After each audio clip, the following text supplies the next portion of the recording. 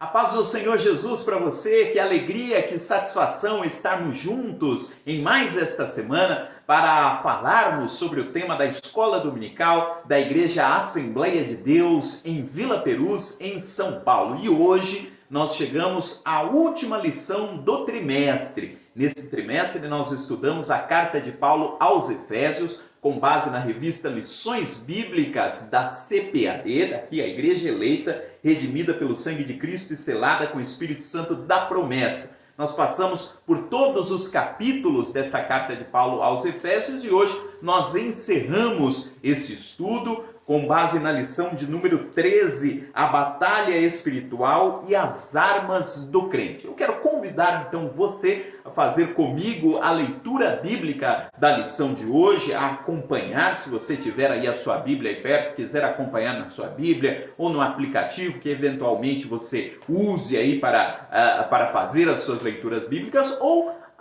ouvindo mesmo a leitura que será feita. Então, no capítulo 6 da carta de Paulo aos Efésios, esse que talvez seja o texto mais famoso da carta aos Efésios. Efésios capítulo 6, do versículo 10 ao versículo 20. Efésios capítulo 6, do 10 ao 20, que diz o seguinte: No demais, irmãos meus, fortalecei-vos no Senhor e na força do seu poder.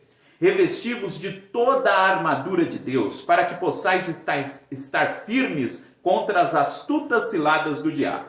Porque não temos que lutar contra carne e sangue, mas sim contra os principados, contra as potestades, contra os príncipes das trevas deste século, contra as hostes espirituais da maldade nos lugares celestiais. Portanto, tomai toda a armadura de Deus, para que possais resistir no dia mau, e havendo feito tudo, ficar firmes. Estai, pois, firmes, tendo cingidos os vossos lombos com a verdade, e vestida a couraça da justiça, e calçados os pés na preparação do evangelho da paz. E tomando sobretudo o escudo da fé, com o qual podereis apagar todos os dardos inflamados do maligno.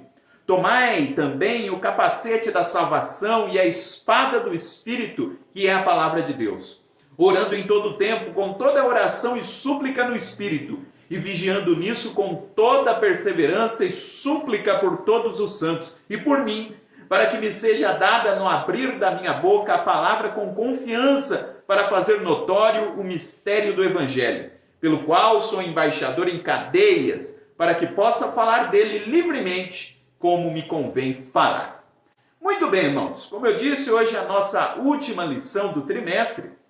E você que teve a oportunidade de acompanhar as demais lições, você viu que nos 3 primeiros capítulos, a estratégia de estudo da revista da CPAD foi estudar todos os versículos, né? Então nós tivemos aí um estudo nos 3 primeiros capítulos, passando por todos os temas da carta aos Efésios, o que é muito interessante, não é? Porque as partes mais conhecidas, mais famosas da carta aos Efésios estão na sua segunda parte, né? Nos seus últimos capítulos. Nos 3 primeiros capítulos, portanto, nós passamos por versículo.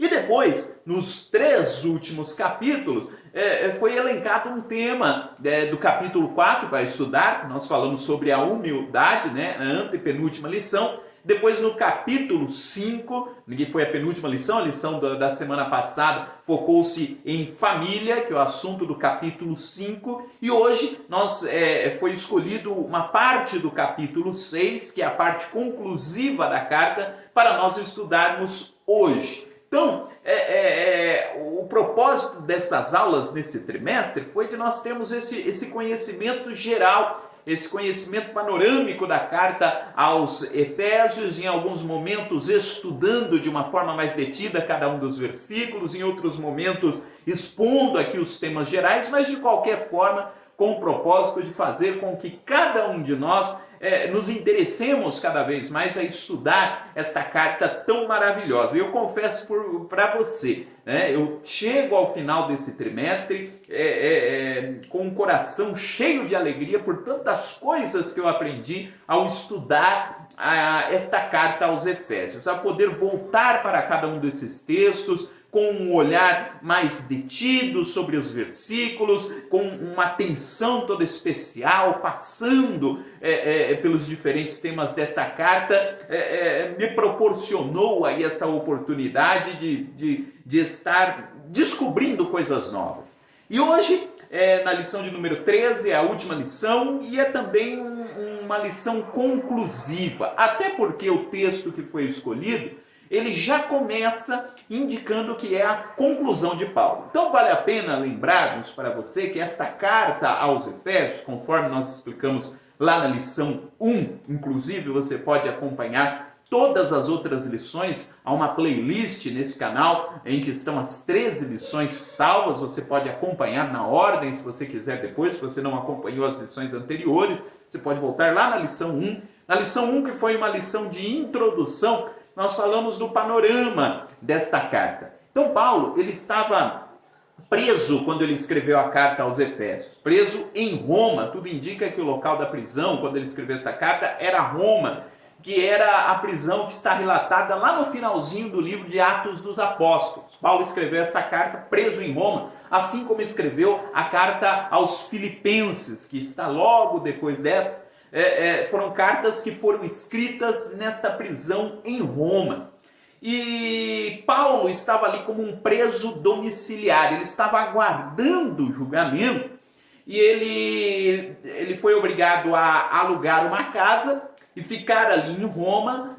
Alguém tinha que bancar esse aluguel para ele, porque ele era prisioneiro, ele não podia sair para trabalhar, mas também ele não podia, ele tinha a liberdade de receber visitas, né? Mas ele tinha que bancar o custo do aluguel da casa.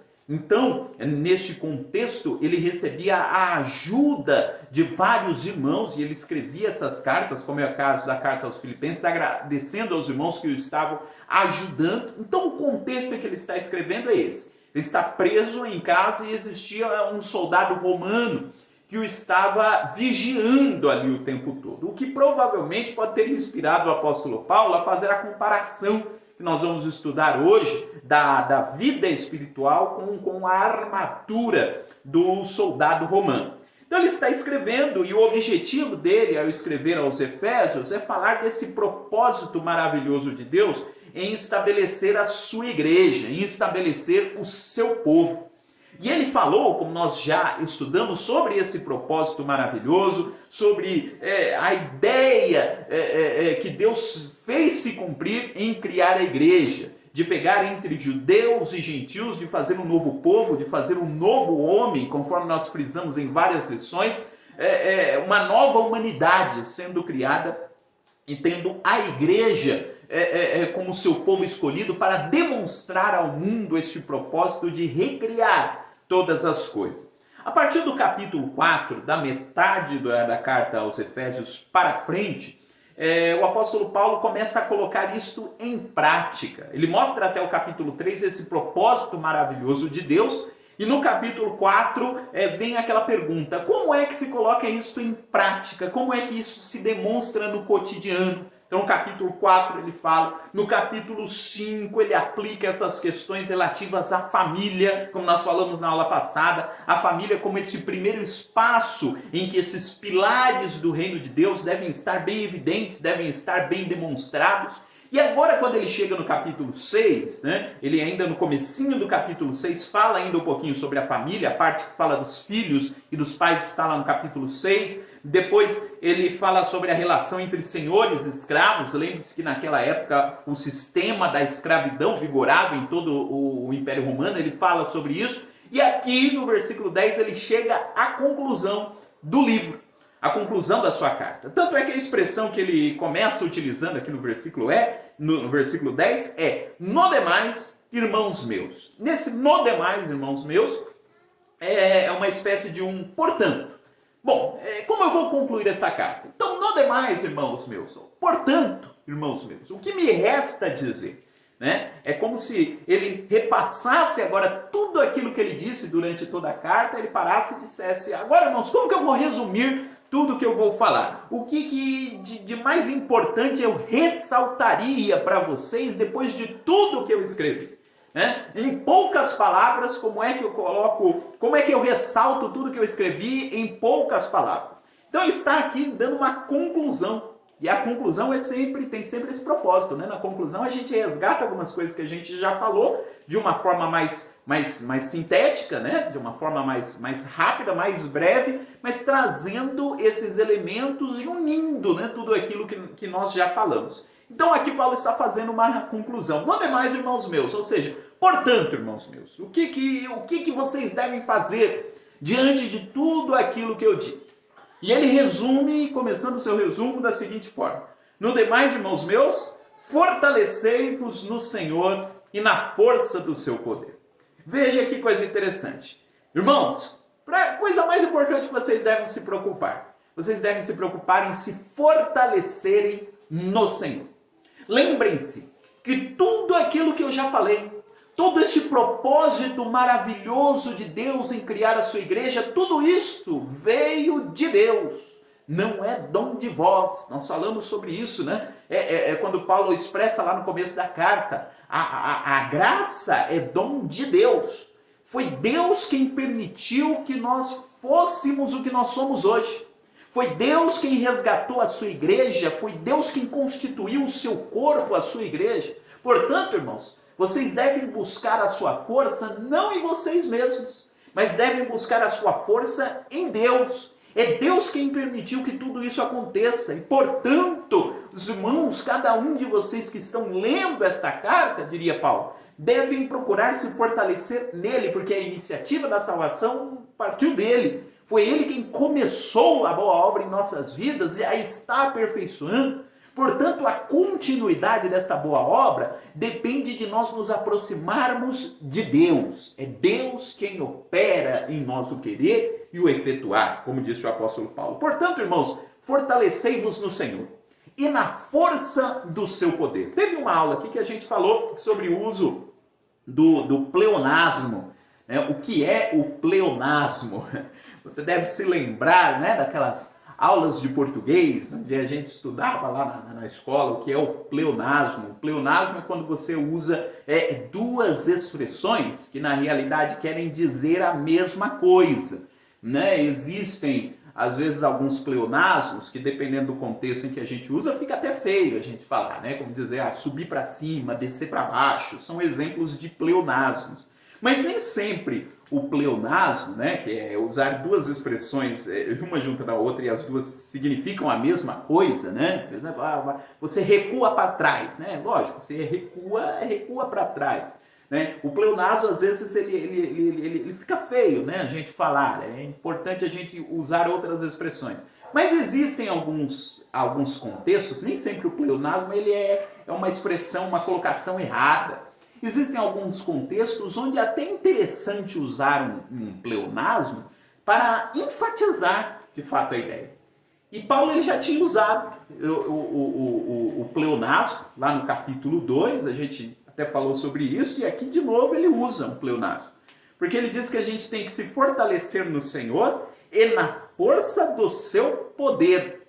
A força do seu poder. Ele está repetindo duas vezes a mesma coisa com o sentido de sublinhar. Ele está dizendo, olha, o nosso Senhor ele é forte, vocês têm que... Ele já diz, fortalecei-vos. Ele já usa o verbo aqui fortalecer. Fortalecei-vos no Senhor. E na força do seu poder. Então ele está falando a mesma coisa usando palavras diferentes. Né? Porque, veja, nós vamos nos fortalecer no poder, logicamente, né? A força, ela vem do poder e força, está se falando ali de termos que se completam entre si, e ele já tinha falado de se fortalecer. Por que Paulo está fazendo isso? Justamente para justificar, justamente para sublinhar, para destacar a informação que ele quer trazer aqui para os irmãos. E qual é a informação?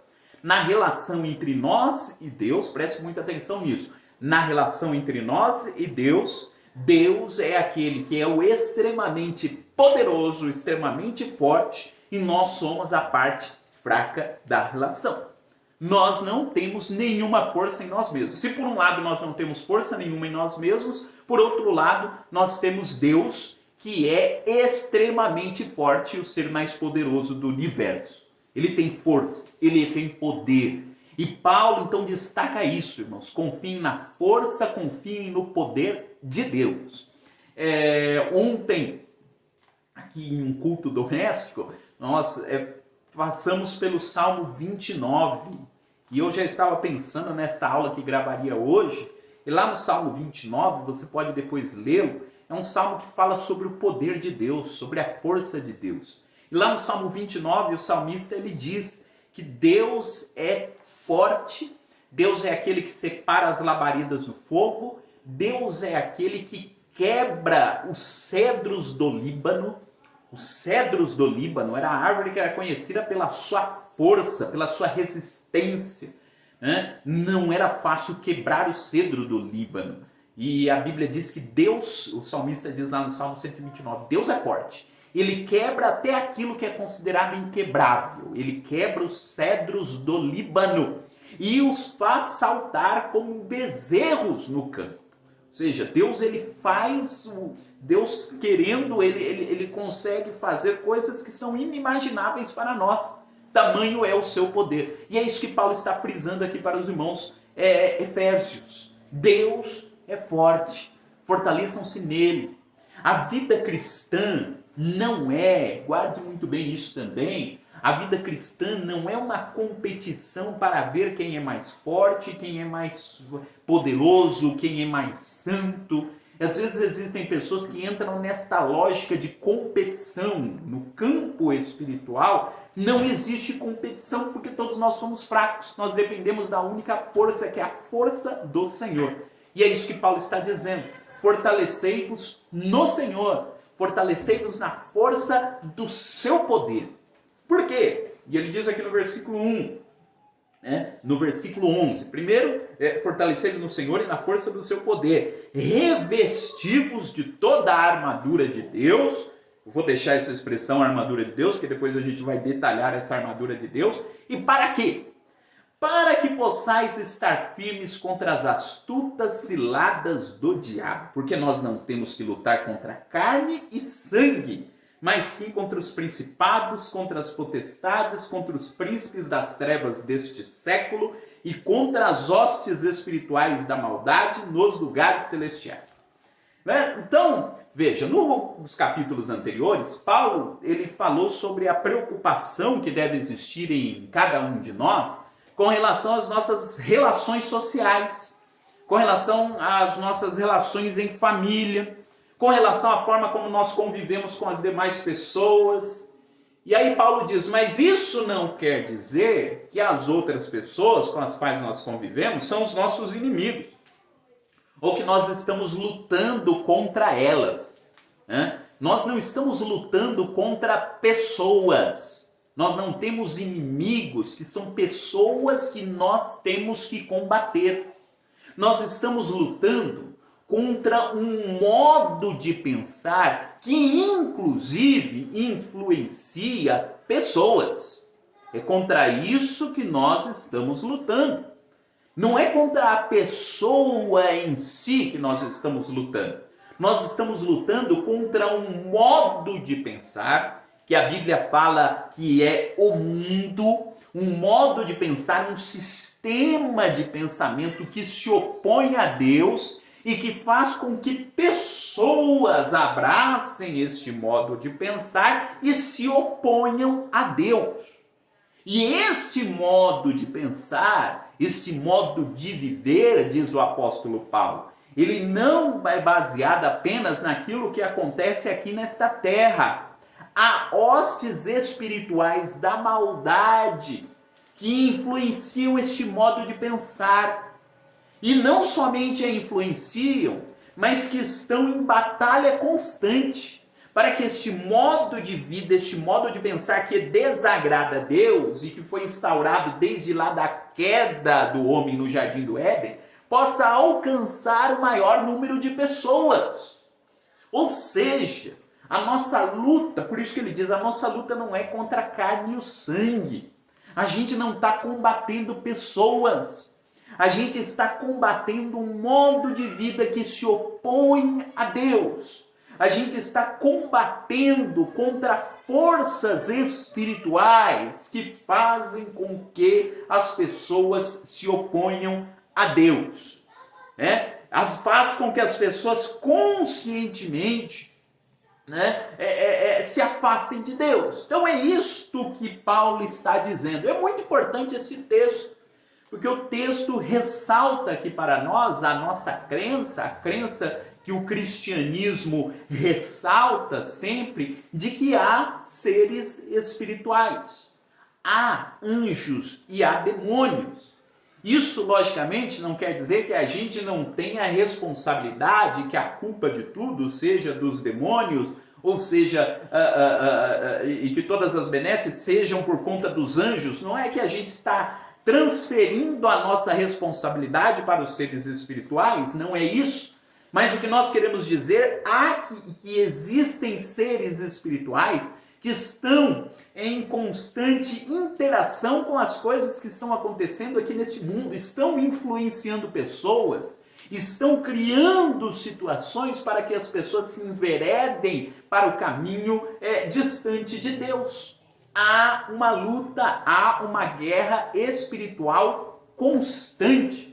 E nesta guerra há seres que são seres invisíveis.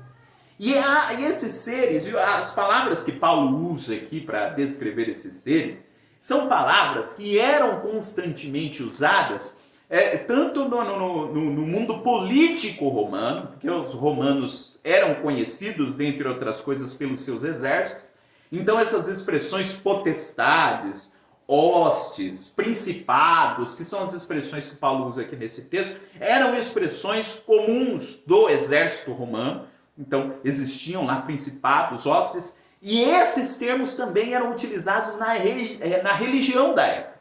As religiões pagãs, e lembre-se que o contexto de Efésio era um contexto muito religioso nesse sentido, as pessoas acreditavam em hostes, em demônios, enfim, em potestades, usavam esses termos, inclusive, para se referir aos seres em que acreditavam. E Paulo está dizendo, de fato, os seres espirituais da maldade existem e nós devemos combatê-los. E como é que nós os combatemos?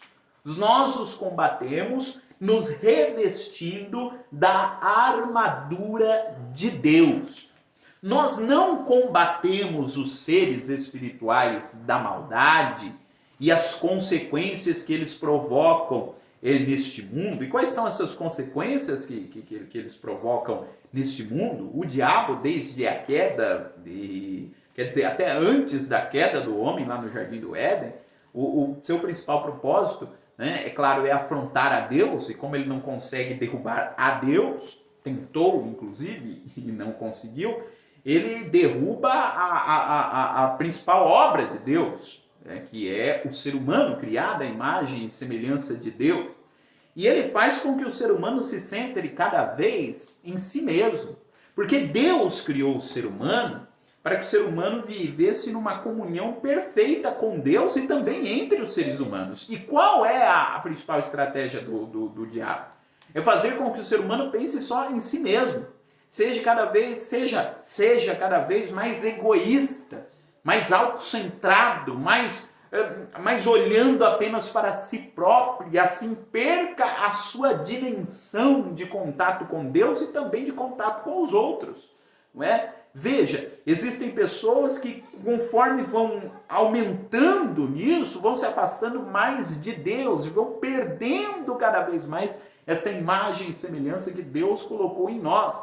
E o diabo vai trabalhando para que a gente faça isso, para que cada vez a gente pense menos nos outros, menos em Deus e centre apenas em nós mesmos. Achemos que o centro de todo mundo, o centro de toda a história, somos nós. Então, os demônios trabalham nessa direção, fazendo com que as pessoas se afastem de Deus. E como é que a gente faz? Não é através de rituais, não. Paulo diz que o principal método é nos revestirmos da armadura de Deus. Como é que eu faço para entrar nessa luta? E veja que coisa interessante, porque nos capítulos anteriores, O apóstolo Paulo falou a respeito do projeto de Deus. O que Deus quer fazer? Deus quer implantar a sua igreja, quer que esta igreja seja a expressão desta nova humanidade que ele planejou. E aí a gente poderia pensar, né? Mas Deus fez todo esse projeto e a gente pensou a respeito desse projeto, né? Que é um projeto maravilhoso, esse propósito que foi estabelecido por Deus antes da criação do mundo, conforme a gente viu lá no começo. No entanto, aqui Paulo está dizendo, esse projeto de Deus está sendo colocado em prática, Deus está colocando esse projeto em prática, Deus enviou o seu Filho ao mundo para colocar esse projeto em prática. No entanto, as condições em que este projeto está sendo colocado em prática não são condições pacíficas, não são condições tranquilas.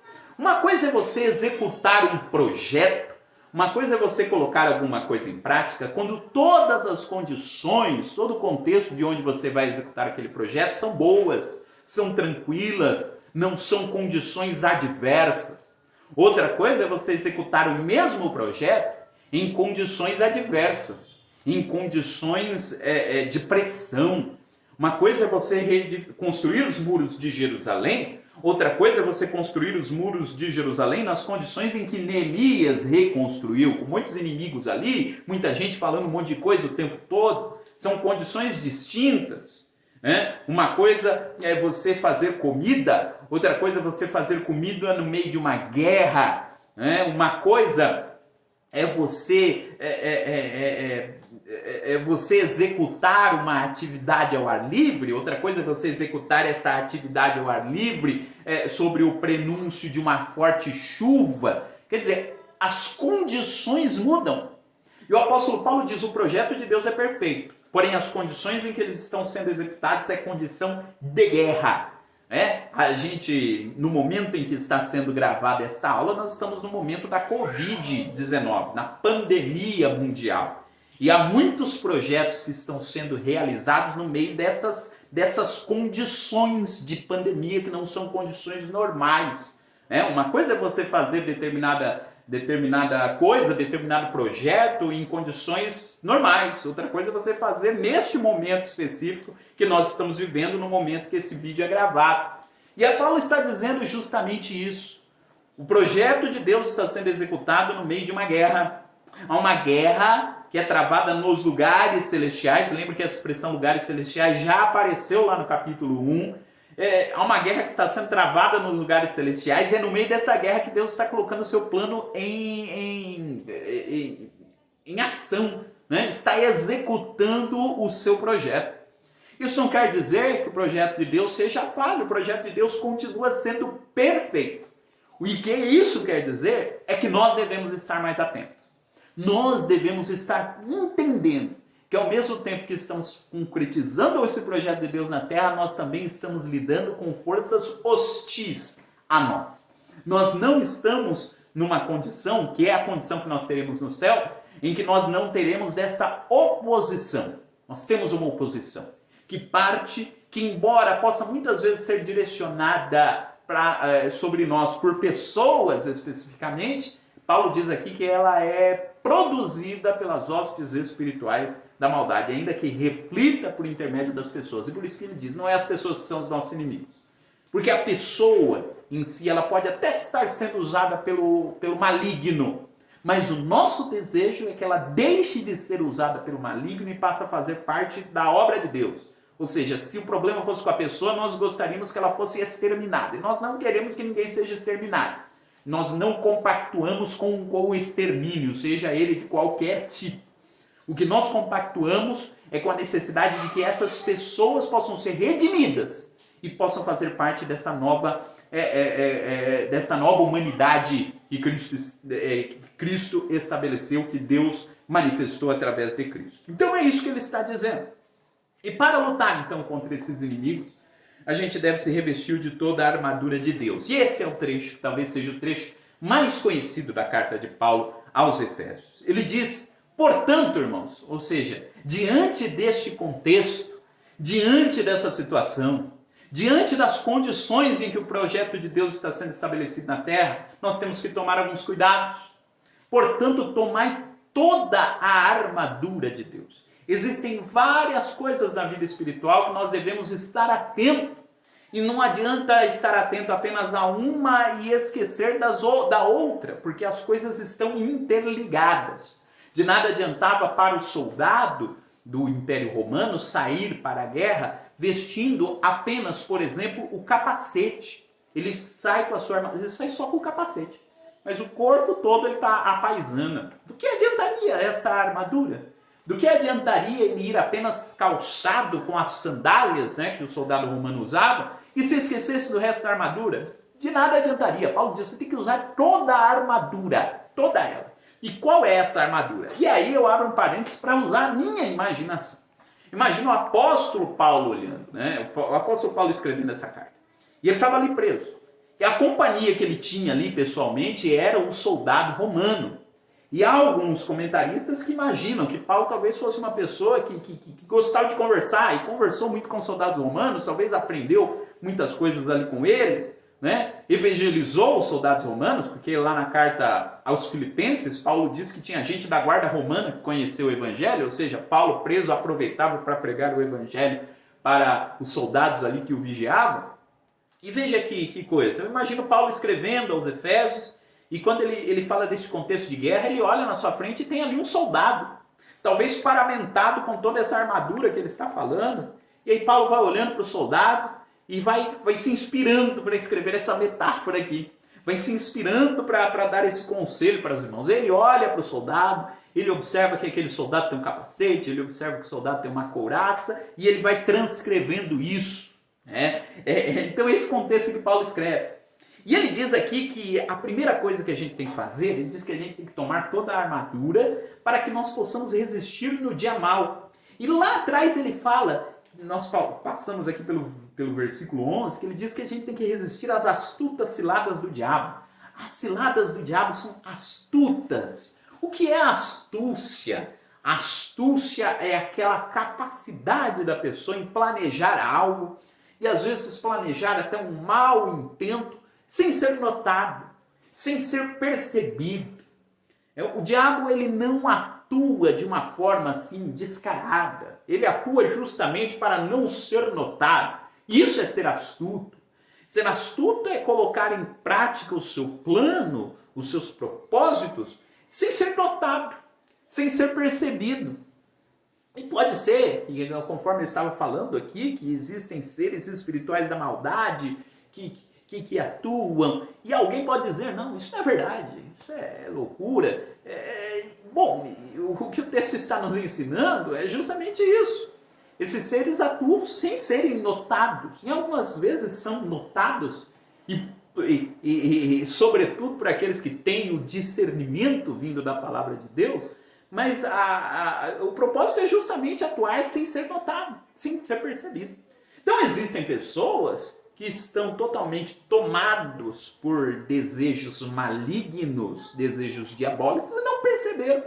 Foram enredados por uma lógica diabólica sem que percebessem, porque são astutas ciladas, e a astúcia configura-se nessa capacidade de agir sem ser notado.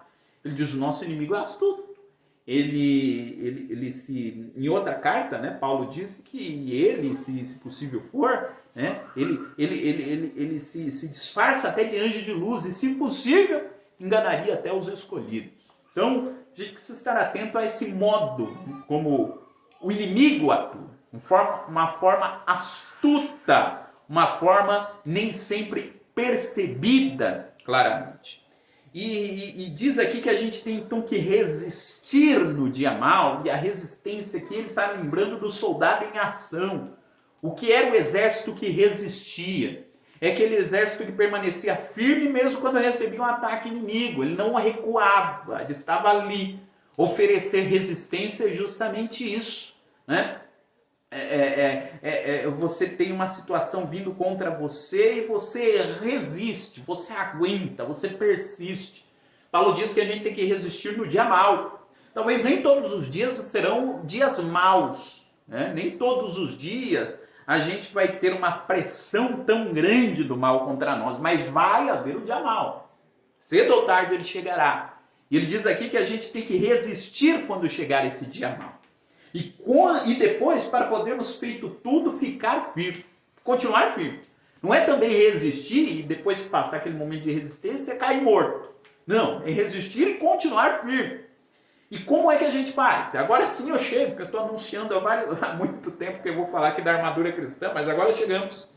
Ele diz que esta armadura cristã, então imagina Paulo olhando lá para o soldado escrevendo, ele diz que essa armadura cristã, ela configura-se primeiramente em nós termos cingidos os nossos lombos com a verdade. Dependendo da tradução que você utilize, talvez aí na tradução da sua Bíblia esteja dizendo do cinto da verdade. E o comentário aqui da revista, pastor Douglas Batista, ressalta isso, né? Esse primeiro elemento aqui, que ele disse que nós temos que estar cingidos os lombos com a verdade, é o cinto da verdade, em outra tradução, é justamente isso. Era a peça que envolvia todas as outras. Ele passava ali ao redor dos seus lombos, conforme diz aqui, né? Então era o cinto, que era aquela peça em que o soldado conseguia colocar a espada, e o nosso comentarista faz questão de frisar isso, né? A espada era presa ao cinto do soldado, permitindo ter liberdade para ele. Ele não precisava carregar a espada o tempo todo, porque ele podia fazer a sua espada descansar em seu cinto. Então o cinto era um elemento que concedia liberdade para o soldado. Porque o soldado ele podia andar, se ele não tivesse o cinto, as outras peças talvez ficassem mais frouxas, mais soltas, ele teria dificuldade em caminhar, teria dificuldade em correr, teria dificuldade com as suas próprias armas. Então o cinto é que conferia essa liberdade para que o soldado agisse, para que o soldado caminhasse. E veja, Paulo compara o cinto com a verdade. O que é que vai dar liberdade para nós agirmos conforme tudo aquilo que Paulo disse nessa carta toda? É a verdade, né? Se nós vivemos uma vida cristã baseada na mentira, ou vivemos em mentira, nós não teremos liberdade para pregar o evangelho. O que faz com que nós tenhamos autoridade para pregar o evangelho em alto e bom som é o fato de nós estarmos irmanados à verdade. É a verdade que nos dá condições de nós termos liberdade para nos expressarmos. É o compromisso com a verdade que está sendo carregada por cada um de nós. Então o cinto da verdade, a verdade é que fará com que todas as outras peças encontrem aderência ao corpo do soldado, a verdade. E nós sabemos que a verdade é a palavra de Deus. O que fazia com que Paulo chegasse a ser preso, né, em Roma? O que fazia com que Paulo defendesse essa mensagem mesmo estando preso? Ele sabia que ele estava falando a verdade. Ele sabia que ele tinha compromisso à verdade. O que fazia com que a sua consciência estivesse tranquila, mesmo diante do fato de ele estar preso e ter um soldado romano ali vigiando ele o tempo todo, porque ele estava com a verdade da palavra de Deus. E ele diz também que nós temos que vestir a couraça da justiça. E o que é a couraça da justiça? Então a couraça, imagina que era toda aquela peça que cobria, na realidade, a maior parte do corpo do soldado. Era a peça que cobria os órgãos vitais, cobria a maior parte do seu corpo. Essa era a couraça. E Paulo diz que nós devemos cobrir todo o nosso corpo, pensando aqui espiritualmente, com a couraça da justiça. Ou seja, é a justiça de Deus que é colocada sobre nós e garante que a gente vá ao combate. Quer dizer, Paulo está dizendo que a gente não vai ao combate baseado nas nossas justiças. A gente não vai ao combate dizendo que a gente é bom, que a gente é forte, que a gente é santo, que a gente conquistou alguma coisa. Não. A gente veste a justiça de Cristo sobre nós. Aqui ele está falando de justificação. A justiça que Cristo conquistou na cruz do Calvário é colocada sobre nós e cobre o nosso corpo e nos dá condições de podermos avançar contra o inimigo. Se nós não formos justificados por Cristo, a gente não tem condições de batalhar, a gente não tem condições de fazer nada. Tem que vestir a couraça da justiça. A justiça tem que estar sobre nós. E ele diz aqui no versículo 15 que nós temos que ter os pés calçados na preparação do evangelho da paz. O soldado romano usava uma sandália, que é chamada de meia bota, e deixava os dedos de fora, mas que cobria o seu calcanhar, cobria ali todo o seu pé. E era uma sandália que ela era feita de tal modo que permitia ao soldado correr. O soldado, uma das principais funções do soldado era poder caminhar, era poder correr quando fosse necessário, quando o seu exército avançasse. E se ele não tivesse ali com um calçado adequado, ele não conseguiria ir à frente, porque o exército não era estático, o exército estava em movimento. E Paulo diz, essa luta toda aqui que eu estou narrando acontece no meio de uma guerra, no meio do movimento. E o que garante que a gente vai ter movimento? É ter os nossos pés calçados na preparação do Evangelho da Paz. O Evangelho é aquilo que faz nos movimentar. Porque o Evangelho tem que ser pregado a toda criatura, né? Disse Jesus. Ide pregar o Evangelho a toda criatura. Ide é um verbo que está falando de movimento. Né? Como que a gente vai se movimentar se nós não estivermos bem calçados? Então a batalha cristã, a batalha espiritual, ela precisa estar firmada nesse nosso desejo de sempre estarmos dispostos a ir mais à frente em prol da causa do Evangelho. Paulo diz, olha, são seus pés calçados na preparação do Evangelho da Paz. E ele diz aqui ainda no versículo 16, e tomando sobretudo o escudo da fé. Quando ele diz esse sobretudo, ele diz, olha, não esqueçam do escudo da fé. O escudo da fé. Então o escudo da fé era aquela peça que o soldado, né, você sabe como é o escudo, que ele carregava aqui à sua frente.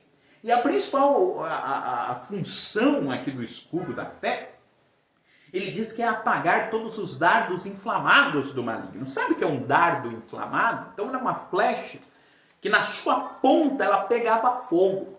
Eles tinham toda uma tecnologia ali que era usada, né, de fazer com que aquela flecha, ao ser lançada, ela não só atingia, né, o corpo do soldado, dos protegidos, mas também ao atingir, ela pegava fogo. Era uma seta flamejante.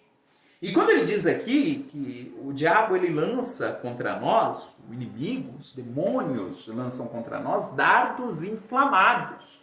E às vezes são situações que acontecem e que nos atingem, e atingem assim de uma forma muito forte, queima. E aqui eu não estou falando do fogo de Deus, não, é o fogo inimigo. É o fogo do inimigo que vem e nos queima. E Paulo diz que a forma de apagar os dardos inflamados é com o escudo da fé.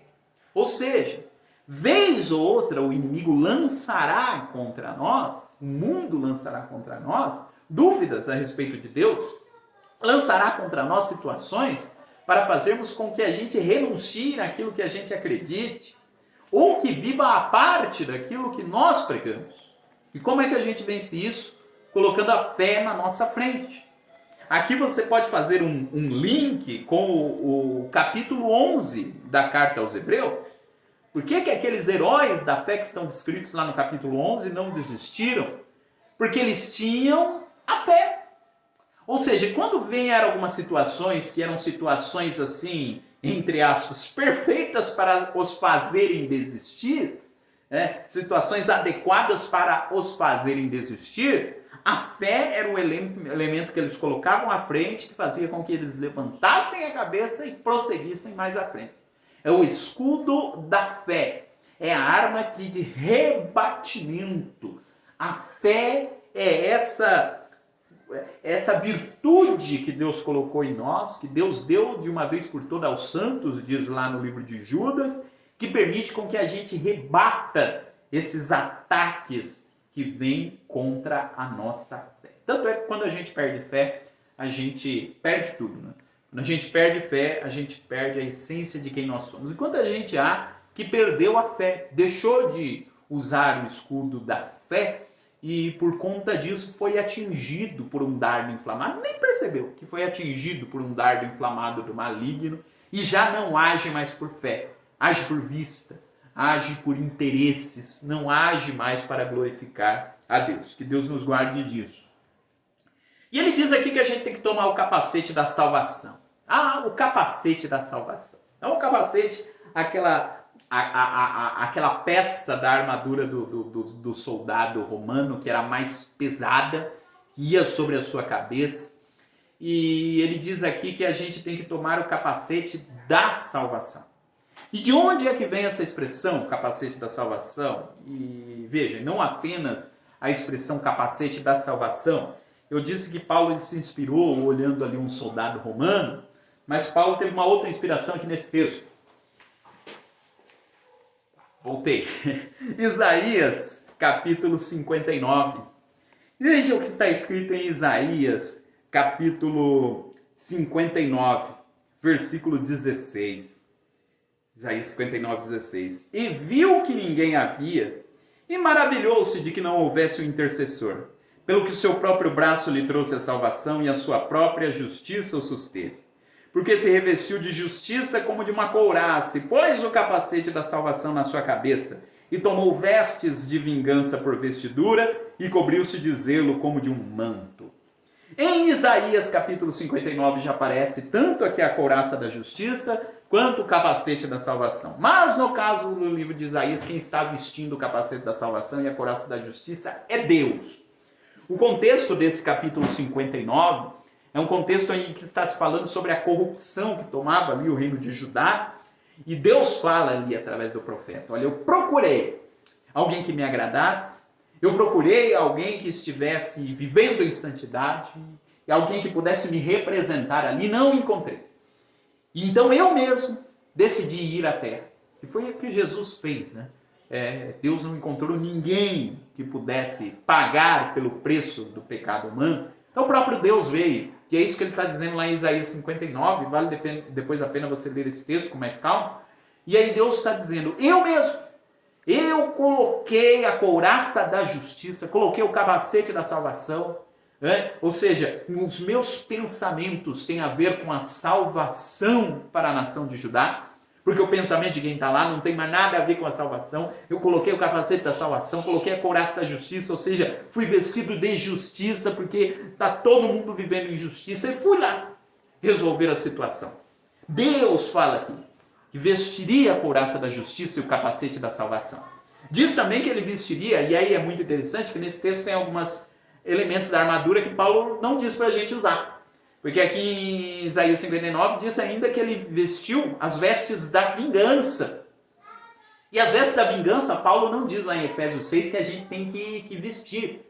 Porque a vingança pertence a Deus. Deus vestiu a veste da vingança. Porque a ele sim cabe a vingança. A nós não cabe a vingança. Porque nós não temos que lutar contra a carne nem contra o sangue. Já está dito lá nos versículos anteriores. E Jesus, então, que é de quem está se falando essa passagem aqui de Isaías 59, ele fez isso. Ele veio ao mundo munido da couraça da justiça, munido do capacete da salvação, ou seja, os seus pensamentos estavam em sintonia com o projeto de salvação, porque a nossa cabeça muitas vezes não está em sintonia com o projeto de salvação, está em sintonia com vários outros projetos, mas não com o projeto de salvação, então é necessário pôr o capacete da salvação na nossa cabeça para podermos fazer alguma coisa. E veja que interessante aqui na carta aos Efésios. Paulo diz aqui que quem vai vestir essa couraça, que Deus falou que vestiria lá atrás, agora é a igreja. Ou seja, Jesus vestiu ela e veio aqui, fez a obra de Deus. E agora ele passou para nós a ordem de nós continuarmos vestindo. Parece que lá atrás não tinha ninguém que tivesse condições de vestir. Depois que Jesus veio, ele nos tornou seu corpo. E agora a gente precisa vestir a armadura cristã para que a gente possa lutar contra os inimigos, o inimigo das nossas almas. Bom, então vale a pena você voltar lá a Isaías 59, ler esse texto, que é um texto maravilhoso, que fala também desse projeto de salvação da parte de Deus. Para terminar, então, aqui, meus irmãos, eu deixei de falar aqui de uma importante arma, né? Que aliás é a única arma de ataque que aparece aqui no texto, que é a espada do Espírito, que é a palavra de Deus. Como é que você vai atacar o inimigo? E a espada ela é tanto uma arma de ataque quanto uma arma de defesa. Né? A gente tem que saber usá-la das duas formas, tanto para atacar quanto para se defender. E não adianta atacar na hora que tem que se defender, e nem se defender na hora que tem que atacar. Temos que saber usá-la. A palavra de Deus é a arma. é a espada. É o que a gente usa nesse enfrentamento direto do inimigo. E veja, a espada, ela não é uma arma de longo alcance. O que isso quer dizer? Isso quer dizer que quem vai para uma guerra com uma espada, você dificilmente lança a espada lá longe. O que você lança lá longe é a flecha, é o dardo inflamado. Veja que o dardo inflamado não faz parte da armadura cristã. Deus não instrui aqui que a gente use dardos inflamados, né? Não é assim que a gente vai para a guerra. A única arma de ataque é a espada, que não é uma arma de longo alcance. Você não joga lá longe. A espada você enfrenta quem está perto. E ainda os comentaristas dizem que esta espada do soldado romano, ela não era uma espada muito longa. Ela era uma espada curta, talvez no máximo de uns 30 centímetros. Então uma espada que tinha a ver com esse enfrentamento próximo. A palavra de Deus tem que estar muito próxima de nós no nosso cotidiano, no nosso dia a dia. Para esse enfrentamento direto contra o inimigo, nas pequenas coisas que aparecem no nosso cotidiano, no nosso dia a dia. Jesus usou a espada do Espírito ao confrontar-se contra o diabo.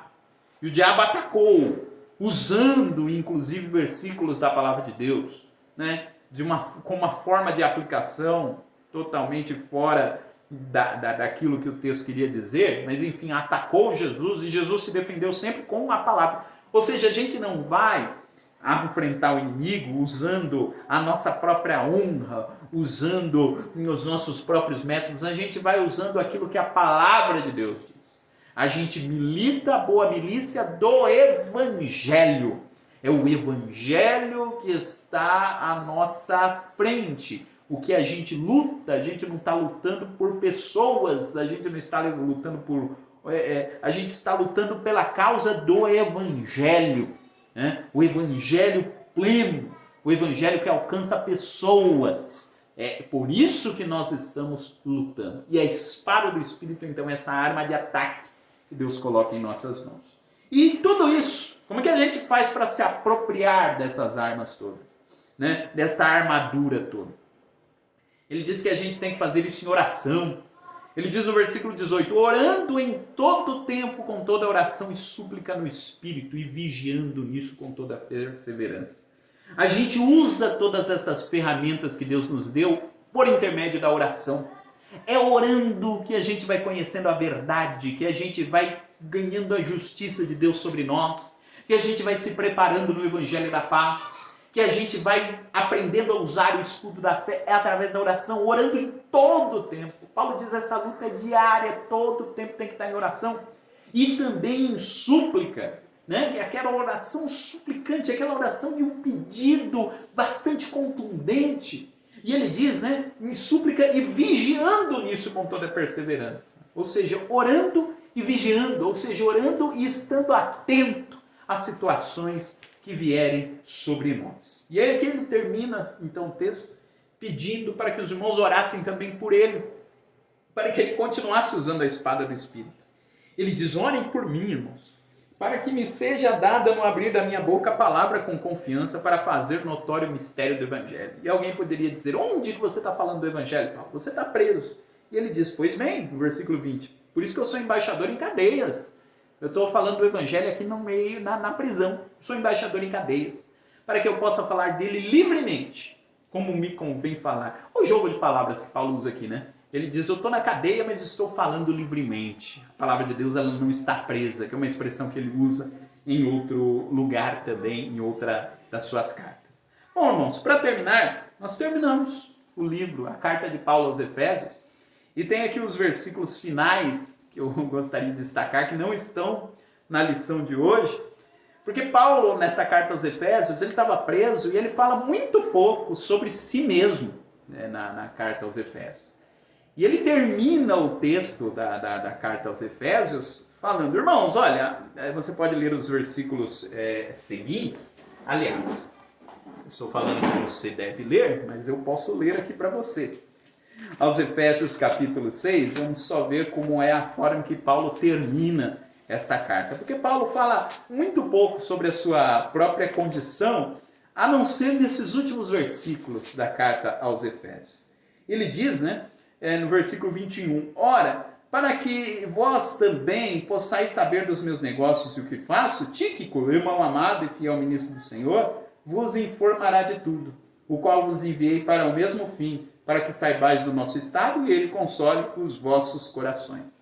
Então, Paulo ele não fala muito da sua própria situação por dois motivos. Primeiro, porque ele diz aqui, eu estou enviando Tíquico, irmãos. Então, assim, vocês leram a carta, vocês devem estar muito preocupados com o que está acontecendo comigo, mas o irmão Tíquico chegou aí e ele vai informar vocês pessoalmente sobre a minha situação. Não fiquem preocupados comigo, o irmão Tíquico vai tirar todas as dúvidas que vocês. E o segundo motivo que eu entendo é justamente isso. Parece que Paulo estava tão empolgado em falar sobre esse projeto de Deus à igreja, que ele usa o mínimo de tinta possível para falar de si próprio. O importante é que, eu sei que eu estou preso, eu estou numa situação complicada, enfim, os irmãos estão preocupados comigo, mas o importante é o evangelho. Então vamos gastar tinta aqui, na minha pena, para falar do evangelho. E a minha situação, o irmão Tíquico vai contar para vocês, irmãos. O que estava no meu coração para expressar era todo esse mistério do evangelho que foi revelado em Cristo. E aí ele termina, paz seja com os irmãos e amor com fé, da parte de Deus Pai e da do Senhor Jesus Cristo. Mesmo no meio da situação toda, ele consegue terminar dizendo que os irmãos estivessem em paz. E termina com a bênção. A graça seja com todos os que amam nosso Senhor Jesus Cristo em sinceridade. Amém. E esse é o meu desejo também, que a paz de Deus possa alcançar a sua vida, você que nos acompanhou durante essas aulas todas nesse trimestre, e que, se não acompanhou, tenha a oportunidade, e esse é o privilégio de ter nossas aulas aí no YouTube. Você pode repassar cada uma das aulas assim que você quiser, é só procurar aqui no nosso canal, e você tem a gravação de todas as aulas, sempre em torno de 35 a 55 minutos. Talvez essa aula de hoje seja a aula mais longa do trimestre. Você vai acompanhar todas as aulas dessa carta aos Efésios. Que Deus possa abençoar você que nos acompanhou tanto na aula de hoje, quanto nos acompanhou no decorrer desse trimestre, e tenha sempre em seu coração o amor pela escola bíblica dominical, pois é uma das ferramentas que temos para nos aperfeiçoarmos na palavra de Deus, conforme nós aprendemos hoje. Eu quero orar com você. Amado Deus, glorioso Pai, eu te louvo e te engrandeço, Senhor. Muito obrigado pela vida desse teu servo, dessa tua serva que está nos acompanhando. Muito obrigado, Senhor, porque é maravilhoso podermos falar da Tua Palavra. É maravilhoso, Senhor, podermos descortinar os Teus mistérios revelados por intermédio do texto bíblico. Queremos te pedir que Tu possas alcançar a vida de cada um que nos acompanha nesse momento, concedendo, Senhor, os desejos de cada coração, confortando a cada alma e fazendo com que o Teu nome seja em tudo glorificado. É o meu pedido a Deus, em nome de Jesus. Amém. Amém, meu querido. Que Deus te abençoe.